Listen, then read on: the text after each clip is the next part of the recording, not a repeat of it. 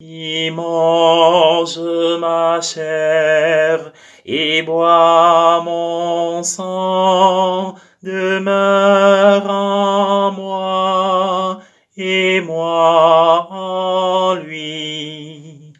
Chers amis, bonjour. En ce 1er mai 2020, déjà bonne fête du travail, bonne fête à tous ceux qui se prénomment Joseph. Et vous avez reconnu à travers le refrain exécuté en début de présentation les paroles de Jésus dans l'évangile d'aujourd'hui. Nous sommes en Jean au chapitre 6 et nous nous trouvons au cœur du discours sur le pain de vie. Ce n'est pas encore la débandade, mais Jésus a craché le morceau. Oui, Jésus a lâché la parole courageuse.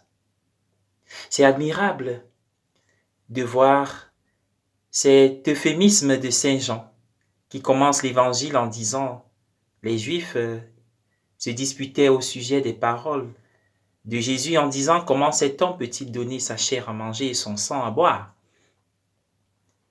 Mais Jésus, au lieu d'atténuer le climat, au lieu d'adopter une présentation métaphorique un peu plus nuancée, va prononcer des paroles provocantes et choquantes, des paroles révoltantes. Mais là sont les signes de la vérité qui ne recule devant rien.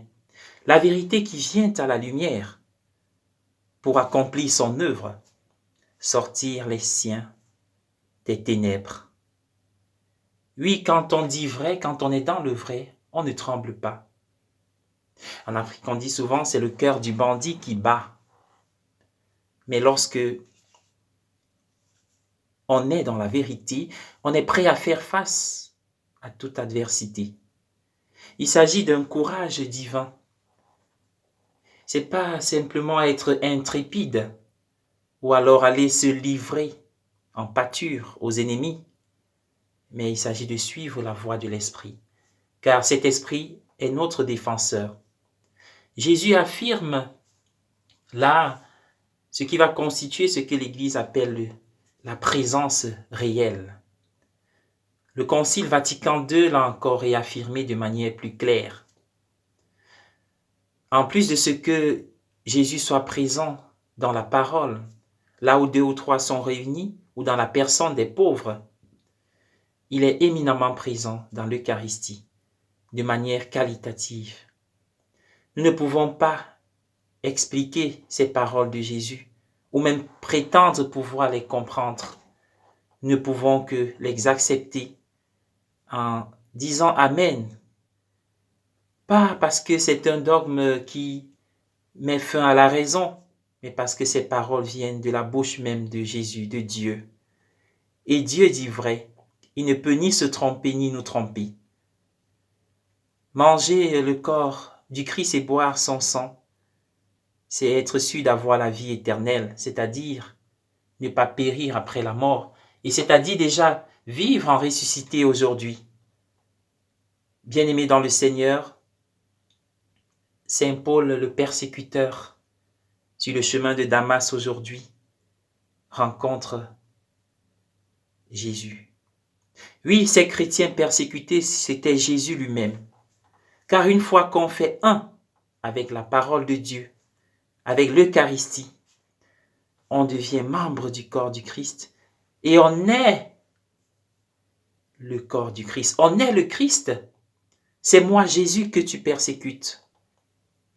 Mais de persécuteur, il deviendra évangélisateur. Oui. Comme quoi, Dieu peut nous choisir de là où nous sommes, qui que nous soyons. Oui, il a choisi Paul, il a choisi Saul pour qu'il devienne Paul. Il peut te choisir.